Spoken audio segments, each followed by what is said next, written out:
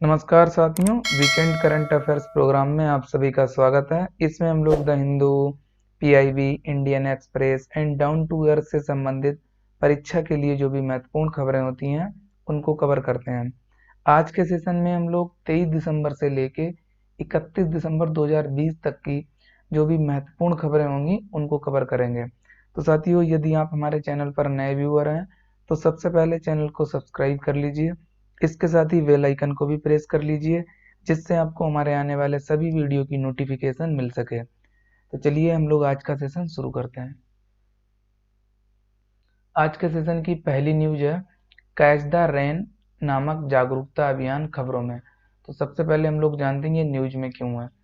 हाल ही में जल संरक्षण और वर्षा जल संचयन को बढ़ावा देने के लिए राष्ट्रीय जल मिशन, जल शक्ति मंत्रालय ने नेहरू युवा केंद्र संगठन और युवा कार्यक्रम और खेल मंत्रालय के सहयोग से इस अभियान की शुरुआत की है, जिसको लेकर ये अभियान न्यूज में था।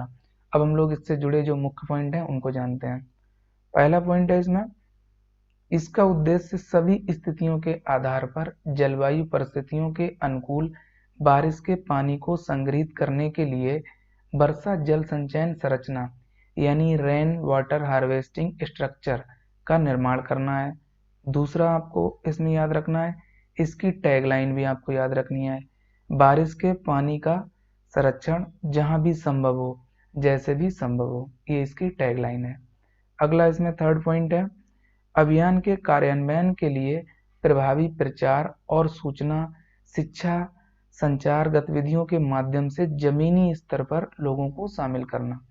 तो ये कैच द रेन अभियान से संबंधित कुछ मुख्य पॉइंट्स थे जो आपको याद रखने हैं।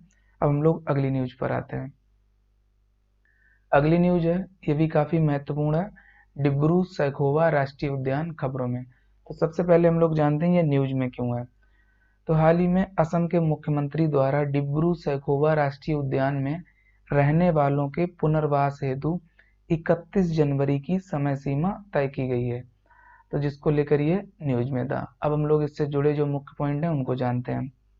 पहला पॉइंट है इसमें, वर्ष 1999 में डिब्रू सैखोवा वन्यजीव अभ्यारण्य को एक राष्ट्रीय उद्यान का दर्जा दिया जाने के बाद ये मामला लटका हुआ है। दूसरा, ये असम में ब्रह्मपुत्र नदी के दक्षिण तट पर अवस्थित है। तीसरा पॉइंट इसमें, ये उत्तर पूर्वी भारत का सबसे बड़ा अनूप वन यानी स्वैप फॉरेस्ट है। चौथा, ये वर्ल्ड लाइफ इंटरनेशनल द्वारा अधिसूचित महत्वपूर्ण बर्ड एरिया के रूप में चिन्हित है। अगला पॉइंट इसमें, अगला फिफ्थ पॉइंट है, ये दुर्लभ सफेद पंखों वाले जंगली बत्तखों के साथ साथ जंगली घोड़ों के लिए सबसे प्रसिद्ध है। छठा पॉइंट, इस उद्यान में अर्ध सदाबहार वन, पर्णपाती वन, चित्तीदार और दलदली वन तथा सदाबहार यानी आर्द्र सदाबहार वन पाए जाते हैं। सातवां है इसमें, मगुरी मोटापुंग आर्द्रभूमि इस अभ्यारण्य का एक हिस्सा है। तो ये डिब्रू सैखोवा राष्ट्रीय उद्यान से संबंधित कुछ मुख्य पॉइंट थे, वो आपको याद रखने हैं। हम लोग अगली न्यूज पर आते हैं। अगली न्यूज है, ये काफी महत्वपूर्ण है, 7वीं अनुसूची खबरों में। तो सबसे पहले हम लोग जानते हैं ये न्यूज में क्यों है। हाल ही में भारतीय उद्योग परिसंघ यानी कॉन्फेडरेशन ऑफ इंडियन इंडस्ट्री द्वारा पर्यटन, ये आपको ध्यान रखना है, टूरिज्म को समवर्ती सूची में शामिल करने की मांग की गई, जिसको लेकर यह सूची खबरों में थी। अब हम लोग इससे संबंधित जो मुख्य पॉइंट हैं उनको जानते हैं। पहला है इसमें, संविधान के अनुच्छेद 246 के तहत 7वीं अनुसूची संघ और राज्यों के बीच शक्तियों के विभाजन से संबंधित है। इसमें 3 सूचियां सम्मिलित हैं, पहली संघ सूची, दूसरी राज्य सूची और तीसरी समवर्ती सूची। दूसरा पॉइंट, इसमें संघीय सूची के तहत दिए गए विषयों पर केंद्र सरकार को कानून बनाने का अधिकार है तथा राज्य सूची में वर्णित विषयों पर राज्य सरकारों को कानून बनाने के अधिकार प्रदान किया गया है। तीसरा पॉइंट, दूसरी ओर समवर्ती सूची के अंतर्गत आने वाले विषयों पर केंद्र और राज्य दोनों को कानून बनाने का अधिकार है, हालांकि किसी विवाद की स्थिति में केंद्र द्वारा निर्मित कानून ही मान्य होंगे। चौथा, CII के अनुसार इससे पर्यटन क्षेत्र को केंद्र और राज्यों द्वारा प्रभावी ढंग से विनियमित किया जा सकेगा और साथ ही पर्यटन के विकास हेतु केंद्र और राज्य नीतियां बनाने में सक्षम होंगे। तो ये 7वीं अनुसूची से जुड़े हुए कुछ मुख्य पॉइंट्स थे, वो आपको याद रखने हैं। अब हम लोग अगली न्यूज पर आते हैं। अगली न्यूज है, ये भी काफी महत्वपूर्ण है, न्यायिक निर्भरता यानी जुडिशियल डिस्क्वालिफिकेशन अथवा सुनवाई से इनकार करना अथवा रिक्यूजल शब्द खबरों में। तो जानते हैं ये न्यूज में क्यों है। तो हाल ही में आंध्र उच्च न्यायालय द्वारा आंध्र प्रदेश निर्माण मिशन के तहत गुंटूर और विशाखापत्तनम जिले में सरकारी भूमि की प्रस्तावित बिक्री के खिलाफ दायर याचिकाओं की सुनवाई के लिए न्यायाधीश को सुनवाई से अलग करने संबंधी याचिका को खारिज कर दिया गया, जिसको लेकर यह शब्द न्यूज में था। अब हम लोग इस शब्द को भी जान लेते हैं, ये क्या है। तो न्यायिक निर्भरता अथवा सुनवाई से इनकार का तात्पर्य किसी पीठासीन न्यायिक अधिकारी अथवा प्रशासनिक अधिकारी द्वारा हितों के टकराव के कारण किसी न्यायिक सुनवाई अथवा आधिकारिक कार्रवाई में भागीदारी से इनकार करने को न्यायिक निर्भरता यानी जुडिशियल डिस्क्वालिफिकेशन अथवा सुनवाई से इनकार करना अथवा रिक्यूजल कहा जाता है। तो ये शब्द आपको याद रखना है, अच्छे से चर्चा में था। अब हम लोग अगली न्यूज पर आते हैं। अगली न्यूज है, ये भी महत्वपूर्ण है, मुखाकृति पहचान तकनीक खबरों में यानी फेशियल रिकॉग्निशन टेक्नोलॉजी खबरों में। तो जानते हैं ये खबरों में क्यों है और इससे जुड़े मुख्य पॉइंट। पहला इसमें है, फेशियल रिकॉग्निशन एक बायोमेट्रिक तकनीक है जिसमें किसी व्यक्ति की पहचान करने और उसे भीड़ में चिन्हित करने के लिए चेहरे की विशिष्टताओं का उपयोग किया जाता है। तो ये आपको याद रखना है, पहला पॉइंट। दूसरा पॉइंट है इसमें, स्वचालित मुखाकृति पहचान प्रणाली व्यक्तियों के चेहरों की छवियों और वीडियो के व्यापक डेटाबेस के आधार पर कार्य करती है। किसी अज्ञात व्यक्ति की एक नई छवि, जिसे सामान्यतः किसी सीसीटीवी फुटेज से प्राप्त किया जाता है, की तुलना में मौजूदा डेटाबेस में उपलब्ध छवियों से करके उस व्यक्ति की पहचान की जाती है। तीसरा पॉइंट इसमें, कृत्रिम बुद्धिमत्ता यानी आर्टिफिशियल इंटेलिजेंस तकनीक द्वारा आकृति खोज और मिलान के लिए उपयोग किए जाने वाली प्रणाली या तंत्र को तंत्रिकीय नेटवर्क यानी न्यूरल नेटवर्क कहा जाता है। तो ये मुखाकृति पहचान टेक्नोलॉजी से संबंधित कुछ मुख्य पॉइंट्स है जो आपको याद रखने हैं। अब हम लोग अगली न्यूज पर आते हैं। अगली न्यूज है, एस्टोनिया, पराग्वे और डोमिनिकन गणराज्य में 3 भारतीय मिशन खबरों में। तो जानते हैं ये मिशन खबरों में क्यों है और इनसे जुड़े मुख्य पॉइंट। पहला है इसमें, हाल ही में केंद्रीय मंत्रिमंडल ने 2021 में एस्टोनिया, पराग्वे और डोमिनिकन गणराज्य में 3 भारतीय मिशन खोलने की मंजूरी दी, जिसको लेकर ये मिशन न्यूज में थे। दूसरा पॉइंट इसमें, इन देशों में 3 भारतीय मिशन खोलने से भारत का राजनयिक दायरा बढ़ाने, राजनीतिक संबंधों को गहरा करने, द्विपक्षीय व्यापार, निवेश और आर्थिक जुड़ाव में विकास को सक्षम करने तथा भारत के विदेश नीति उद्देश्यों के लिए समर्थन जुटाने में मदद मिलेगी। तो ये भारतीय मिशनों से संबंधित कुछ मुख्य पॉइंट थे जो आपको याद रखने हैं। अब हम लोग अगली न्यूज पर आते हैं। अगली न्यूज ये भी काफी महत्वपूर्ण है, एथेनॉल मिश्रित पेट्रोल कार्यक्रम खबरों में यानी एथेनॉल ब्लेंडेड पेट्रोल कार्यक्रम खबरों में। तो जानते हैं इससे जुड़े मुख्य पॉइंट।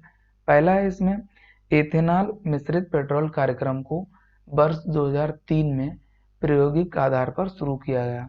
तो ये आपको वर्ष याद रखना है, प्रीलिम्स के लिए महत्वपूर्ण है। दूसरा, इसका उद्देश्य वैकल्पिक और पर्यावरण के अनुकूल ईंधन के उपयोग को बढ़ावा देना है। तो ये एथेनॉल मिश्रित पेट्रोल कार्यक्रम से संबंधित कुछ मुख्य पॉइंट हैं, वो आपको याद रखने हैं। अब हम लोग अगली न्यूज को देखते हैं। अगली न्यूज है, ये भी काफी महत्वपूर्ण है, आकाश मिसाइल खबरों में। तो सबसे पहले हम लोग जानते हैं ये न्यूज में क्यों है। हाल ही में भारत सरकार ने स्वदेशी आकाश मिसाइल प्रणाली के निर्यात को मंजूरी दे दी है।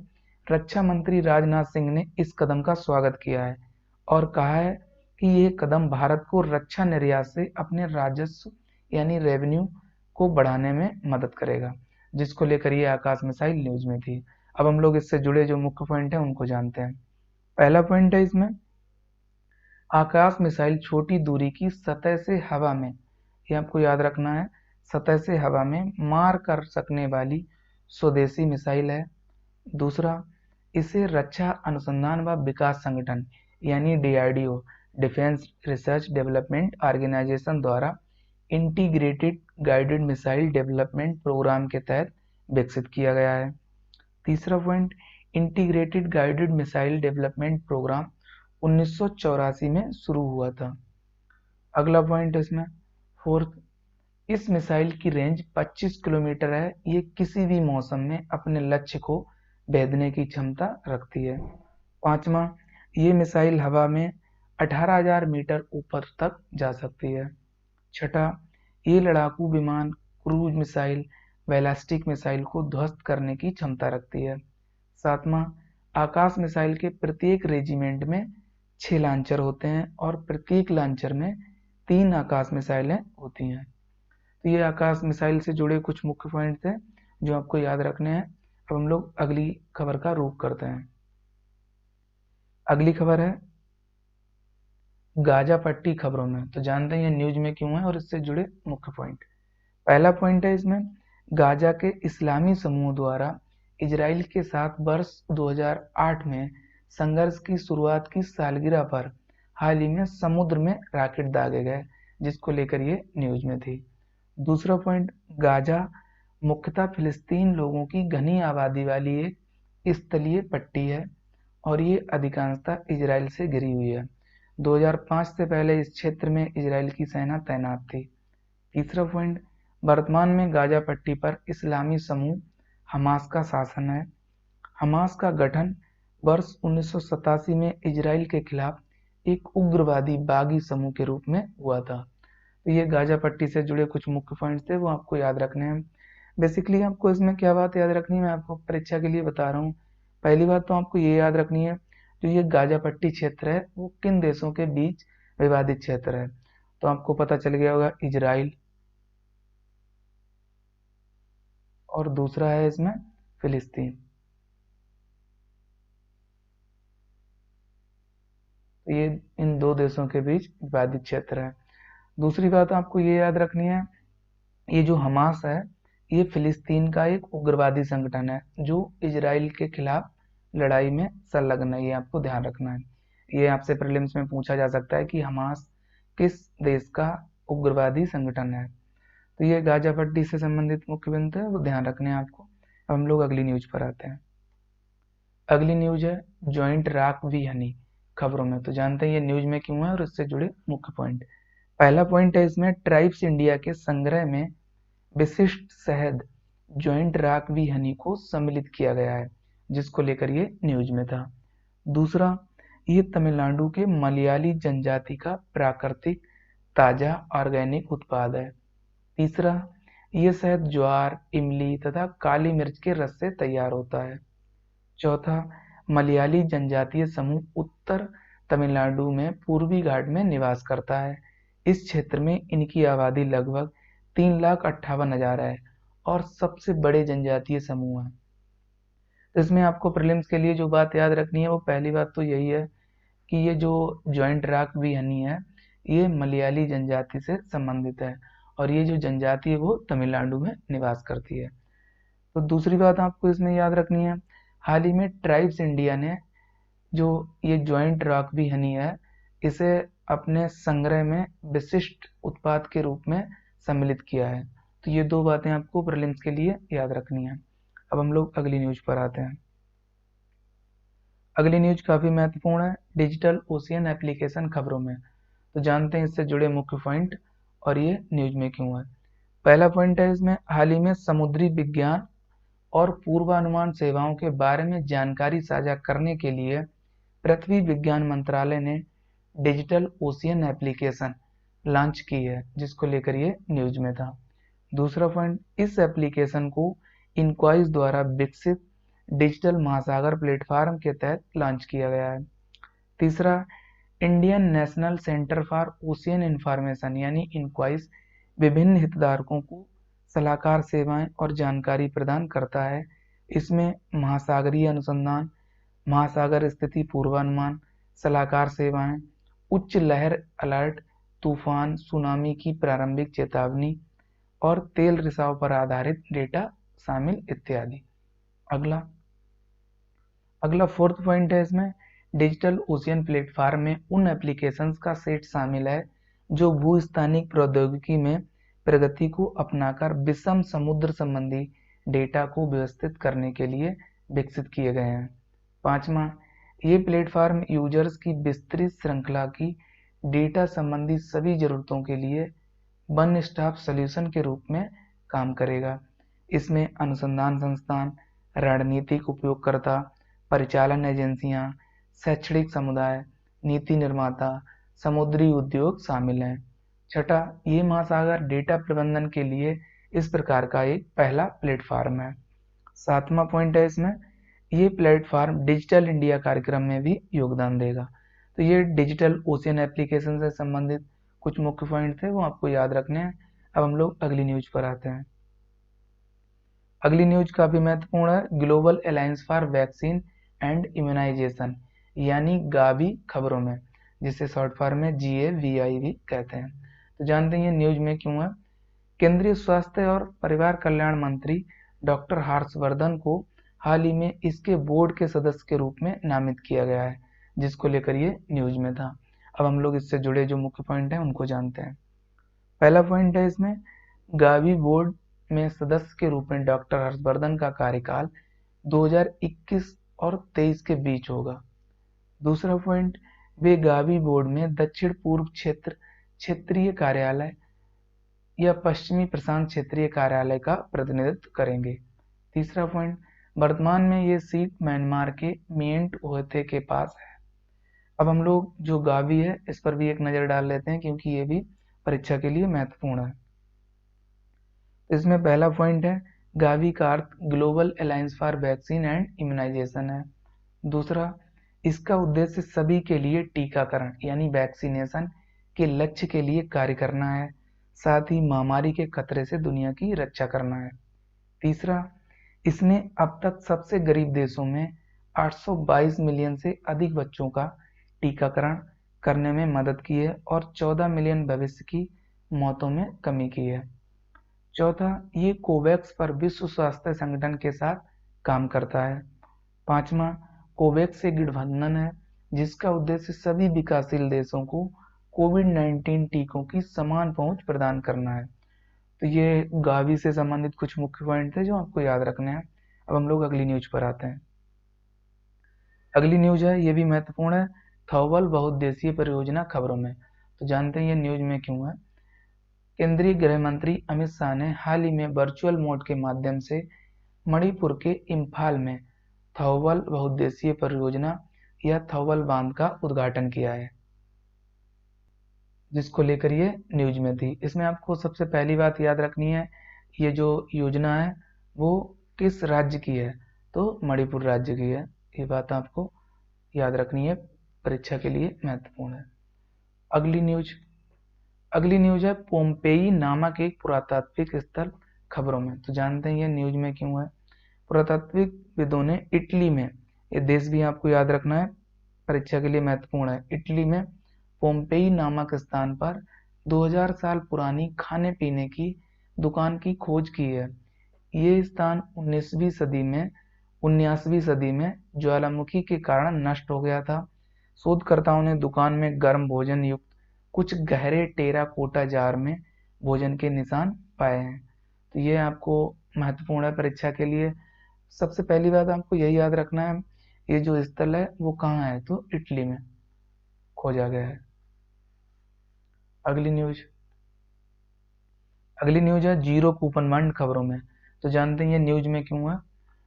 हाल ही में सरकार द्वारा पंजाब और सिंध बैंक के पुनर्पूंजीकरण यानी रिकैपिटलाइज हेतु एक नए वित्तीय नवाचार के रूप में 5500 करोड़ रुपए की कीमत के गैर ब्याज धारक बॉन्ड्स यानी नॉन इंटरेस्ट बेयरिंग बॉन्ड्स जारी किए गए, जिन्हें जीरो कूपन बॉन्ड के नाम से जाना जाता है।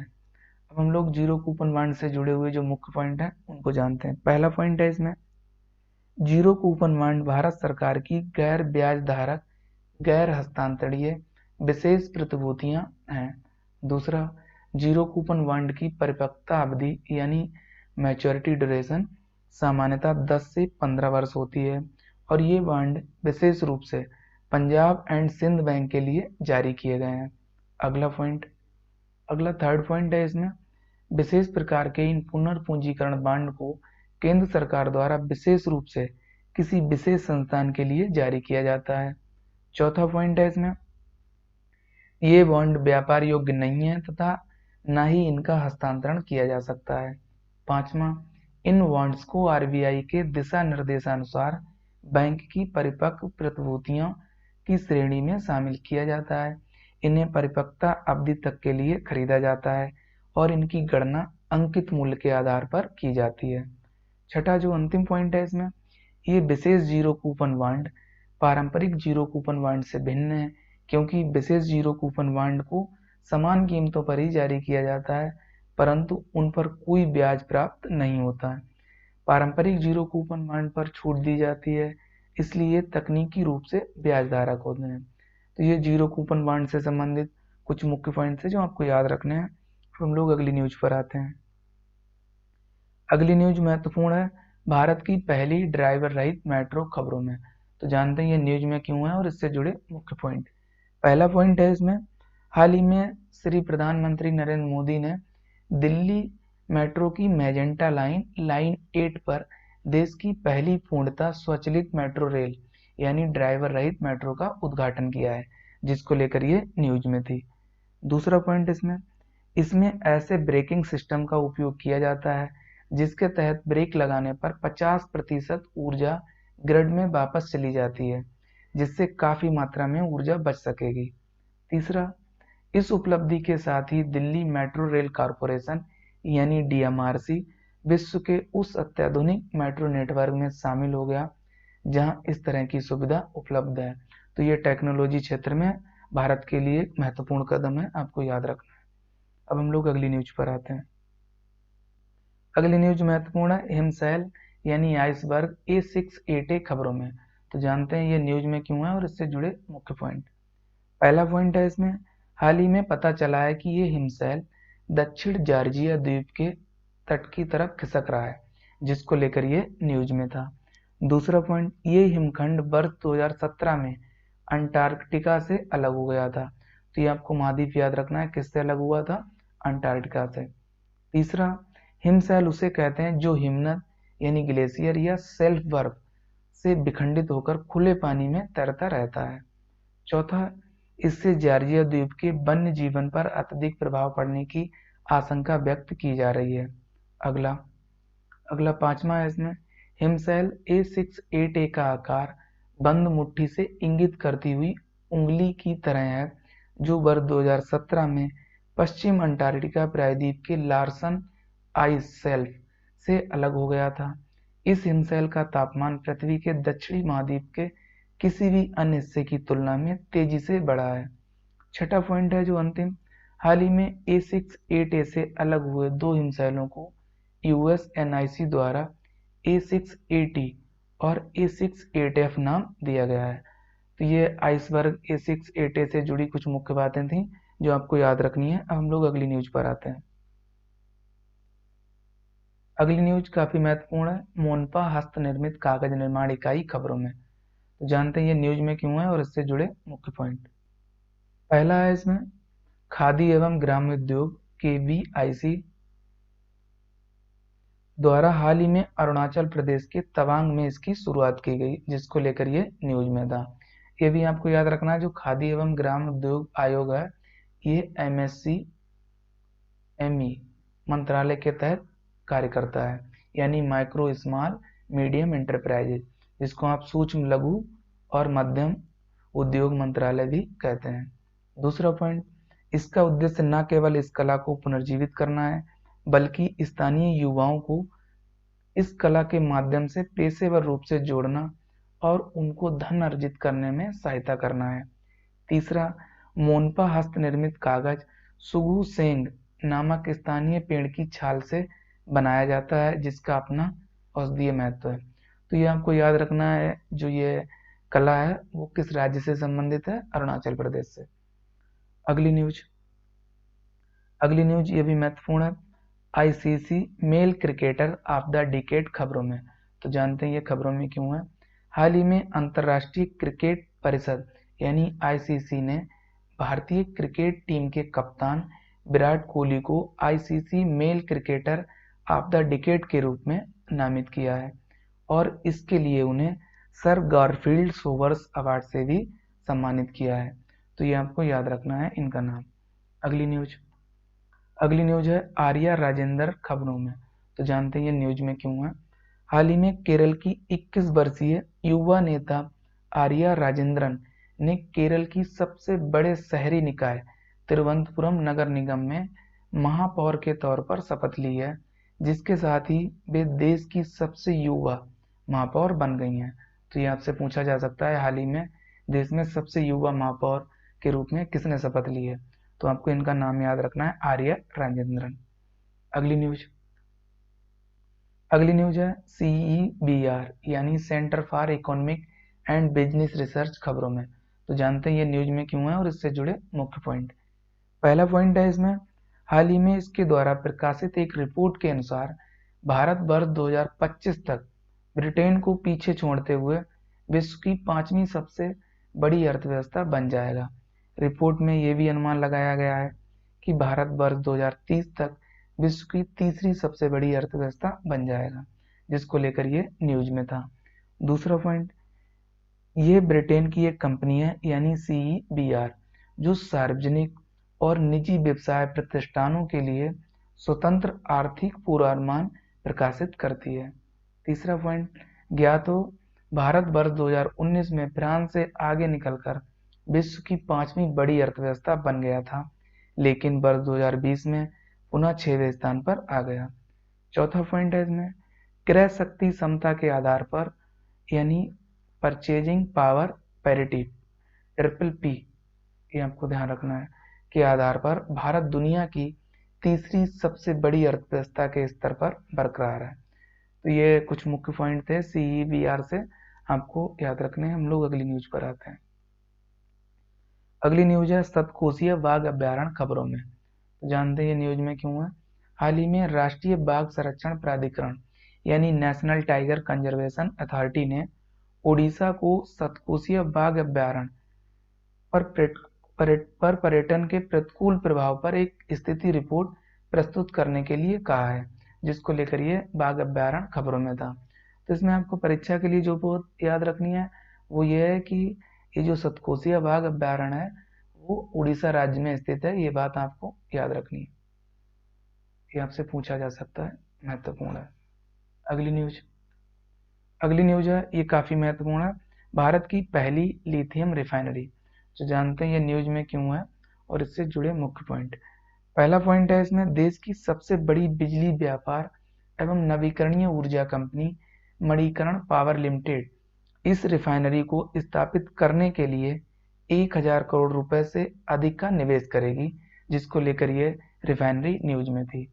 दूसरा पॉइंट है इसमें, इसकी स्थापना गुजरात में की जाएगी। तो ये आपको याद रखना है किस राज्य में की जाएगी, गुजरात में। ये परीक्षा के लिए महत्वपूर्ण है। अगली न्यूज है झटपट प्रोसेसिंग पहल खबरों में। तो जानते हैं ये न्यूज में क्यों है। वित्तीय वर्ष 2019-20 के लिए आयकर दाखिल करने की अंतिम तिथि को देखते हुए आयकर विभाग ने त्वरित ITR यानी ये आपको पता होगा इनकम टैक्स रिटर्न प्रसंस्करण के लिए झटपट प्रोसेसिंग पहल की शुरुआत की है, जिसको लेकर ये न्यूज में थी। झटपट प्रोसेसिंग पहल करदाताओं को सहज तरीके से कर रिटर्न दाखिल करने में सहायता प्रदान करेगी। तो ये झटपट प्रोसेसिंग से संबंधित कुछ बातें थी जो आपको याद रखनी है। अब हम लोग अगली न्यूज पर आते हैं। अगली न्यूज है यूनेस्को की विश्व विरासत सूची खबरों में। तो जानते हैं ये न्यूज में क्यों है और इससे जुड़े मुख्य पॉइंट। पहला पॉइंट है इसमें, हाल ही में यूनेस्को ने सिंगापुर के सबसे लोकप्रिय आकर्षणों में से एक वहां की स्ट्रीट फूड संस्कृति को आमूर सांस्कृतिक विरासत के रूप में नामित किया है, जिसको लेकर यह सूची खबरों में थी। दूसरा पॉइंट, सिंगापुर के स्ट्रीट हाकर्स देश के स्थानीय जीवन का एक महत्वपूर्ण हिस्सा है। तीसरा, सिंगापुर की स्ट्रीट फूड संस्कृति को पर्यटकों के लिए भी एक बड़ा आकर्षण केंद्र है और ये प्रत्येक वर्ष लाखों की संख्या में लोग यहाँ पहुँचते हैं। तो ये आपको याद रखना है। अब हम लोग यूनेस्को पर भी एक नज़र डाल लेते हैं, क्योंकि ये भी संगठन परीक्षा के लिए महत्वपूर्ण है। तो इसमें पहला पॉइंट है यूनेस्को संयुक्त राष्ट्र शैक्षिक वैज्ञानिक एवं सांस्कृतिक संगठन यानी United Nation Educational Scientific and Cultural Organization का लघु रूप है। दूसरा पॉइंट, संयुक्त राष्ट्र की इस विशेष संस्था का गठन 16 नवंबर 1945 को हुआ था। तीसरा, इसका उद्देश्य शिक्षा एवं संस्कृति के अंतर्राष्ट्रीय सहयोग से शांति एवं सुरक्षा की स्थापना करना है, ताकि संयुक्त राष्ट्र के चार्टर में वर्णित न्याय, कानून का राज, मानवाधिकार एवं मौलिक स्वतंत्रता हेतु वैश्विक सहमति बने। चौथा, आपको याद रखना है इसका मुख्यालय यानी हेडक्वार्टर फ्रांस के पेरिस में है। पांचवा, संयुक्त राष्ट्र शैक्षिक वैज्ञानिक तथा सांस्कृतिक संगठन यानी यूनेस्को संयुक्त राष्ट्र का एक घटक निकाय है, यानी ये जो यूएनओ है, यूनाइटेड नेशन ऑर्गेनाइजेशन, उससे स्वतंत्र नहीं है बल्कि उसी का एक घटक निकाय है। तो ये यूनेस्को से जुड़े कुछ मुख्य पॉइंट थे जो आपको याद रखने हैं। अब हम लोग अगली न्यूज पर आते हैं। अगली न्यूज है महत्वपूर्ण है राष्ट्रीय उपभोक्ता दिवस खबरों में। तो जानते हैं ये न्यूज में क्यों है और इससे जुड़े मुख्य पॉइंट। पहला पॉइंट है इसमें देश में उपभोक्ताओं के महत्व, उनके अधिकारों और दायित्वों के बारे में जागरूकता फैलाने के लिए प्रतिवर्ष 24 दिसंबर को राष्ट्रीय उपभोक्ता दिवस मनाया जाता है, जिसको लेकर ये न्यूज में था। दूसरा पॉइंट, इसी दिन वर्ष 1986 में राष्ट्रपति ने उपभोक्ता संरक्षण अधिनियम 1986 को मंजूरी दी थी। तीसरा, वर्ष 2020 के लिए इस दिवस का थीम सतत उपभोक्ता है, ये आपको याद रखना है, महत्वपूर्ण है। अब आपको एक नोट भी याद रखना है, वैश्विक स्तर पर प्रतिवर्ष 15 मार्च को विश्व उपभोक्ता अधिकार दिवस का आयोजन किया जाता है। तो ये नोट आपको इसलिए दिया गया है यहाँ पे जिससे कि आपको वैश्विक उपभोक्ता अधिकार दिवस और राष्ट्रीय उपभोक्ता दिवस में कंफ्यूजन ना हो। तो ये आपको पता चल गया होगा, विश्व उपभोक्ता अधिकार दिवस 15 मार्च को मनाया जाता है और राष्ट्रीय उपभोक्ता दिवस 24 दिसंबर को। तो ये राष्ट्रीय उपभोक्ता दिवस से संबंधित कुछ मुख्य बातें थी जो आपको याद रखनी है। अब हम लोग अगली न्यूज पर आते हैं। अगली न्यूज है किलौआ ज्वालामुखी खबरों में। तो जानते हैं न्यूज में क्यों है। हाल ही में हवाई के बिग आइलैंड के किलौआ ज्वालामुखी यानी किलौआ वॉल्केनो में विस्फोट होने के कारण 4.4 तीव्रता का भूकंप आया, जिसको लेकर ये ज्वालामुखी न्यूज में था। अब हम लोग इससे जुड़े जो मुख्य पॉइंट है उनको जानते हैं। पहला पॉइंट है इसमें किलौआ, जिसे माउंट किलौआ भी कहा जाता है, संयुक्त राज्य अमेरिका के हवाई द्वीप के दक्षिण पूर्वी भाग पर हवाई ज्वालामुखी राष्ट्रीय उद्यान में स्थित है। ये लोकेशन भी आपको याद रखनी है। दूसरा, इसे विश्व के सबसे सक्रिय ज्वालामुखी में स्थान प्राप्त है तथा इसका आकार गुंबद के समान है। अब आपको एक नोट भी याद रखना है, नोट है ज्वालामुखी मौना लोआ भी हवाई द्वीप में ही स्थित है। तो इसकी लोकेशन भी आपको याद रखनी है, परीक्षा के लिए महत्वपूर्ण है। तो ये ज्वालामुखी से संबंधित कुछ मुख्य बातें थी जो आपको याद रखनी है। अब हम लोग अगली न्यूज पर आते हैं। अगली न्यूज है, ये काफ़ी महत्वपूर्ण है, ग्रेट इंडियन बस्टर्ड खबरों में। तो इसे आप सुनते होंगे, लोकल में क्या कहा जाता है वो भी आपको जान लेना जरूरी है। गोंडवन राजस्थान में इस नाम से ये चर्चित है। अब हम लोग जानते हैं ये न्यूज में क्यों है। पर्यावरण और जलवायु परिवर्तन मंत्रालय ने wild life conservation society Bharat के साथ मिलकर ग्रेट इंडियन बस्टर्ड की घनी आबादी वाले स्थानों पर एक अनूठी पहल के माध्यम से उन क्षेत्रों में ओवरहेडेड बिजली लाइनों पर फायरफ्लाई बर्ड डाइवर्टर नामक युक्ति का प्रयोग किया है, जिसको लेकर ये न्यूज में थे। इसमें क्या होता है आपको पता होगा, ये जो ग्रेट इंडियन बस्टर्ड है एक प्रकार का पक्षी है और ये अपने प्रवास के दौरान जो बिजली लाइनों के तार हैं उनसे टकरा जाते हैं और इनकी मृत्यु हो जाती है। उसी को बचाने के लिए क्या किया है, ये फायरफ्लाई बर्ड डाइवर्टर नाम की युक्ति का प्रयोग किया गया है, जिसको लेकर ये न्यूज में था। अब हम लोग इससे जुड़े जो मुख्य पॉइंट हैं उनको जानते हैं। पहला पॉइंट है इसमें, फायरफ्लाई बर्ड डाइवर्टर विद्युत लाइनों पर स्थापित एक फ्लैप है। वे ग्रेट इंडियन बस्टर्ड जैसी पक्षी प्रजातियों के लिए परावर्तक यानी रिफ्लेक्टर के रूप में काम करते हैं। पक्षी उन्हें लगभग 50 मीटर की दूरी से पहचान सकते हैं और बिजली की लाइनों से टकराव से बचने के लिए अपनी उड़ान का मार्ग बदल सकते हैं। अगला पॉइंट, अगला सेकंड पॉइंट है इसमें wild life conservation society network New York स्थित एक गैर सरकारी संगठन है जिसका उद्देश्य दुनिया के सबसे बड़े जंगली स्थानों को 14 प्राथमिकता वाले क्षेत्रों में संरक्षित करना है। थर्ड, ये दुनिया के सबसे भारी उड़ने वाले पक्षियों में से एक है, यानी ग्रेट इंडियन बस्टर्ड। चौथा पॉइंट आपको याद रखना है इसमें, इसका वैज्ञानिक नाम आर्डियोटिस निग्रोसेप्स है, ये भी आपसे पूछा जा सकता है। फिफ्थ पॉइंट, इसकी ज्यादातर आबादी राजस्थान और गुजरात तक सीमित है। महाराष्ट्र, कर्नाटक और आंध्र प्रदेश में ये कम संख्या में पाए जाते हैं। सिक्स पॉइंट, इसका आईयूसीएन स्टेटस क्रिटिकली इंडेंजर्ड यानी गंभीर रूप से संकटग्रस्त है। सातवां पॉइंट, ये साइट्स की परिशिष्ट वन में सूचीबद्ध है। 8 पॉइंट, वन्यजीव संरक्षण अधिनियम 1972 की अनुसूची वन में। 9वां पॉइंट है संयुक्त राष्ट्र माइग्रेटरी स्पीसीज यानी सीएमएस कन्वेंशन के परिशिष्ट वन में शामिल किया गया है, यानी ग्रेट इंडियन बस्टर्ड को। तो ये ग्रेट इंडियन बस्टर्ड से संबंधित कुछ मुख्य बातें थी जो आपको याद रखनी है। अब हम लोग अगली न्यूज पर आते हैं। अगली न्यूज है, ये भी काफी महत्वपूर्ण है, राष्ट्रीय जनसंख्या रजिस्टर खबरों में यानी नेशनल पॉपुलेशन रजिस्टर न्यूज में। तो जानते हैं ये न्यूज में क्यों है। पहला इसमें है, ये देश के सामान्य निवासियों की एक सूची है जो नागरिकता अधिनियम 1955 तथा नागरिकता नियम 2003 के प्रावधानों के तहत स्थानीय, उपजिला, जिला, राज्य और राष्ट्रीय स्तर पर बनाई जाती है। दूसरा पॉइंट, राष्ट्रीय जनसंख्या रजिस्टर में पंजीकरण कराना भारत के प्रत्येक सामान्य निवासी के लिए अनिवार्य है, यानी मैंडेटरी है। थर्ड पॉइंट है इसमें, देश के नागरिकों की पहचान का डेटाबेस एकत्र करने के लिए वर्ष 2010 में इसकी शुरुआत की गई थी। फोर्थ पॉइंट है, वर्ष 2015 में डोर टू डोर सर्वे के माध्यम से इस डेटा को और अधिक अपडेट किया गया है। तो ये एनपीआर से जुड़े कुछ मुख्य पॉइंट्स थे जो आपको याद रखने हैं। अब हम लोग अगली न्यूज पर आते हैं। अगली न्यूज ये भी काफी महत्वपूर्ण है, लीजन ऑफ मेरिट पुरस्कार खबरों में। तो जानते हैं ये न्यूज में क्यों है। हाल ही में इस पुरस्कार से भारत, जापान और ऑस्ट्रेलिया के प्रधानमंत्रियों को सम्मानित किया गया है, जिसको लेकर ये न्यूज में था। अब हम लोग इससे जुड़े मुख्य पॉइंट जानते हैं। पहला पॉइंट है, ये यूएसए का सर्वोच्च पुरस्कार है। दूसरा, यूएसए यानी यूनाइटेड स्टेट ऑफ अमेरिका के सर्वोच्च सैन्य चिन्हों में से एक इस पुरस्कार की स्थापना वर्ष 1942 में पूर्व राष्ट्रपति फ्रैंकलिन डी रूजवेल्ट द्वारा की गई थी। थर्ड पॉइंट है, जो भारतीय प्रधानमंत्री को ये पुरस्कार भारतीय अमेरिका संबंधों को आगे बढ़ाने में उनकी भूमिका के लिए दिया गया।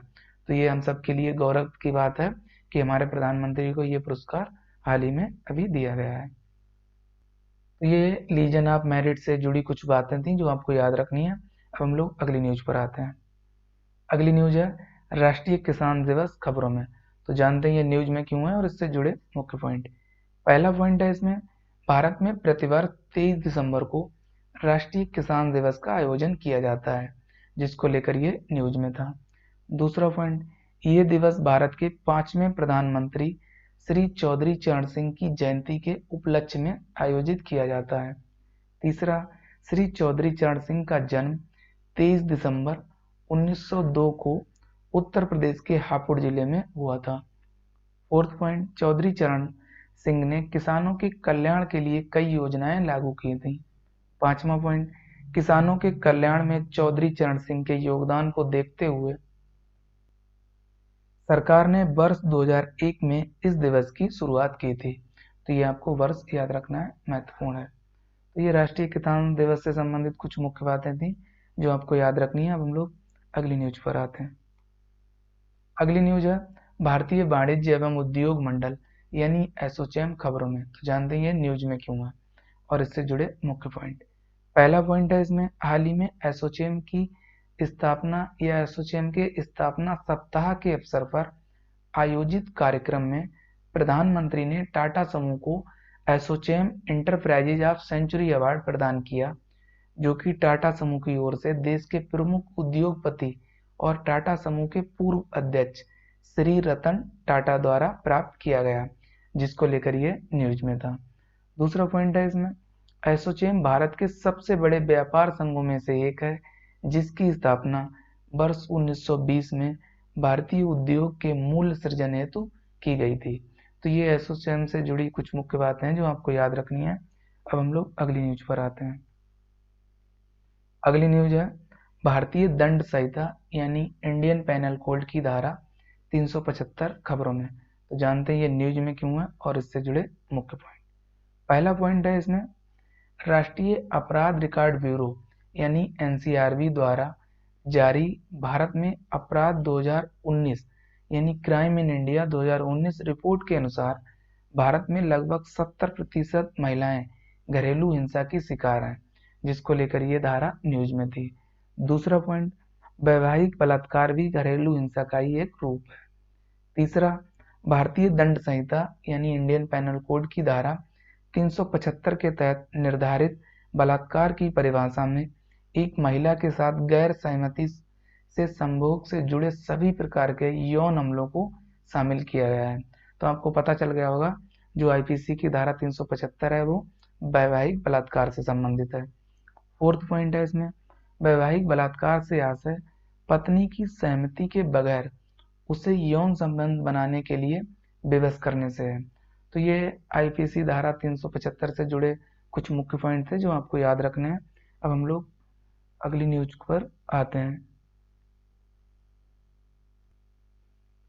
अगली न्यूज है विद्युत उपभोक्ता अधिकार नियम 2020 खबरों में। तो जानते हैं ये न्यूज में क्यों है। हाल ही में केंद्र सरकार द्वारा विद्युत उपभोक्ताओं के अधिकार नियम 2020 को अधिसूचित किया गया है, जो देश के उपभोक्ताओं को विद्युत की विश्वसनीय एवं निरंतर आपूर्ति तक पहुंच को सुविधा प्रदान करेगा, जिसको लेकर ये न्यूज में था। अब हम लोग इससे जुड़े जो मुख्य पॉइंट हैं उनको भी जान लेते हैं। पहला पॉइंट है इसमें, अधिनियम के प्रावधानों के अनुसार किसी परिसर के मालिक या पट्टेदार द्वारा किए गए अनुरोध पर विद्युत आपूर्ति सुनिश्चित करना प्रत्येक वितरण लाइसेंसधारी का उत्तरदायित्व होगा। दूसरा, इसके तहत वितरण लाइसेंसधारी से विद्युत की आपूर्ति के लिए सेवा के न्यूनतम मानकों के संदर्भ में उपभोक्ताओं के अधिकार को भी शामिल किया गया है। अगला पॉइंट, थर्ड पॉइंट है इसमें, इसके तहत अनुपालन सुनिश्चित करने के लिए सरकार द्वारा वितरण कंपनियों पर दंड लागू करने का प्रावधान किया गया है तथा इससे प्राप्त राशि को उपभोक्ताओं के खातों में जमा किया जाएगा।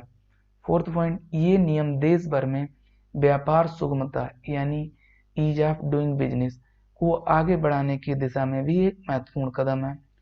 फिफ्थ पॉइंट, वितरण लाइसेंसधारी को एक केंद्रीकृत यानी 24/7 टोल फ्री कॉल सेंटर स्थापित करना होगा। सिक्स पॉइंट, वितरण लाइसेंसधारी को सभी उपभोक्ताओं को 24/7 हावर बिजली की आपूर्ति सुनिश्चित करनी होगी। आपको एक नोट भी याद रखना है इसमें, विद्युत यानी जो बिजली है संविधान की 7वीं अनुसूची के तहत समवर्ती सूची का विषय है, ये आपको ध्यान रखना है। तो ये विद्युत उपभोक्ता अधिकार अधिनियम 2020 से संबंधित कुछ मुख्य बातें थी जो आपको याद रखनी है। हम लोग अगली न्यूज पर आते हैं। अगली न्यूज है पूर्व शिक्षा की मान्यता यानी आरपीएल कार्यक्रम खबरों में। तो जानते हैं ये न्यूज में क्यों है और इससे जुड़े मुख्य पॉइंट। पहला पॉइंट है इसमें, कौशल विकास एवं उद्यमिता मंत्रालय यानी ministry of skill development and entrepreneurship Panchayati Raj विभाग के साथ मिलकर वाराणसी तथा चंदौली में श्रमिकों हेतु इस कार्यक्रम का आयोजन कर रहा है, जिसको लेकर ये न्यूज में था। सेकंड पॉइंट है इसमें, इसका उद्देश्य कौशल विकास कार्यक्रमों के बेहतर नियोजन और कार्यान्वयन के लिए विकेंद्रीकरण और स्थानीय शासन को बढ़ावा देना है।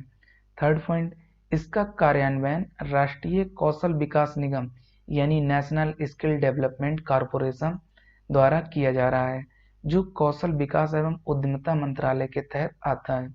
फोर्थ पॉइंट है इसमें, आरपीएल देश में पहले से मौजूद कार्यबल के कौशल को मानकीकृत ढांचे के साथ संरेखित करेगा तथा उम्मीदवारों को आत्मविश्वास, सम्मान तथा मान्यता प्रदान करेगा। तो ये पूर्व शिक्षण की मान्यता कार्यक्रम से संबंधित कुछ मुख्य पॉइंट थे जो आपको याद रखने हैं। अब हम लोग अगली न्यूज पर आते हैं। अगली न्यूज ये भी महत्वपूर्ण है, राष्ट्रीय परिवार स्वास्थ्य सर्वेक्षण 5 खबरों में, यानी national family health survey 5 news में। तो जानते हैं ये न्यूज में क्यों है और इससे जुड़े मुख्य पॉइंट। पहला पॉइंट है इसमें, हालिया सर्वे के आंकड़ों के विश्लेषण से पता चलता है कि कुल प्रजनन दर में गिरावट के कारण भारत की जनसंख्या में स्थिरता आ रही है, यानी स्टेबिलिटी। सेकेंड पॉइंट, ये पूरे देश भर में व्यापक पैमाने पर आयोजित किया जाने वाला एक राष्ट्रीय सर्वेक्षण है। थर्ड पॉइंट, इसका आयोजन स्वास्थ्य एवं परिवार कल्याण मंत्रालय के प्रबंधन में किया जाता है, जहां मुंबई स्थित अंतर्राष्ट्रीय जनसंख्या विज्ञान संस्थान नोडल एजेंसी के रूप में कार्य करती है। तो ये राष्ट्रीय परिवार स्वास्थ्य सर्वेक्षण 5 से संबंधित कुछ मुख्य बातें थी जो आपको याद रखनी है। अब हम लोग परीक्षा संबंधी जो महत्वपूर्ण तथ्य हैं उन पर नजर डाल लेते हैं। तो सबसे पहला तथ्य है इसमें, उत्तर प्रदेश के मुख्यमंत्री योगी आदित्यनाथ ने घोषणा की है कि सिख गुरुओं के इतिहास को स्कूली पाठ्यक्रम में शामिल किया जाएगा। उन्होंने ये भी घोषणा की है कि 10वें सिख गुरु गोविंद सिंह के 4 बेटों की शहादत को चिन्हित करने वाले साहिबजादा दिवस को भी सभी स्कूलों में मनाया जाएगा। सेकंड तथ्य है इसमें, हाल ही में भारत की स्वायत्त द्वीप चालन प्रणाली यानी ऑटोनोमस नेविगेशन सिस्टम स्थलीय और हवाई के लिए प्रथम परीक्षण स्थल तिहान आईआईटी हैदराबाद की आधारशिला रखी गई है। थर्ड तथ्य, हाल ही में लेह में मौसम विज्ञान केंद्र का उद्घाटन किया गया है। यह 3500 मीटर की ऊंचाई पर स्थित है। ये मौसम विज्ञान केंद्र लेह भारत का सर्वाधिक ऊंचाई पर स्थित मौसम विज्ञान केंद्र होगा। अगला फोर्थ तथ्य है, हाल ही में त्रिपुरा के उच्च न्यायालय में भारत के मुख्य न्यायाधीश यानी चीफ जस्टिस ऑफ इंडिया द्वारा एक ई सेवा केंद्र का उद्घाटन किया गया है। फिफ्थ पॉइंट यानी फिफ्थ फैक्ट, विनीत अग्रवाल ने एसोचैम के नए अध्यक्ष के रूप में पदभार संभाला है। तो ये नई नियुक्ति है, आपको याद रखनी है, यानी न्यू अपॉइंटमेंट। सिक्स फैक्ट है इसमें, यानी छठा फैक्ट, भारत सरकार ने हाल ही में आईबीसी कोड यानी दिवाला और दिवालियापन संहिता के निलंबन को मार्च 2021 तक बढ़ा दिया गया है। सातवां, विनिबैक्स भारत और वियतनाम की सेनाओं के बीच होने वाला एक सैन्य अभ्यास है। तो ये परीक्षा संबंधी कुछ महत्वपूर्ण तथ्य थे वन लाइनर के रूप में, आपको याद रखने हैं। तो साथियों, आज के सेशन में इतना ही और हम लोग नेक्स्ट सेशन में मिलेंगे कुछ नई खबरों के साथ। तब तक के लिए आप सभी लोग अपना ध्यान रखिए।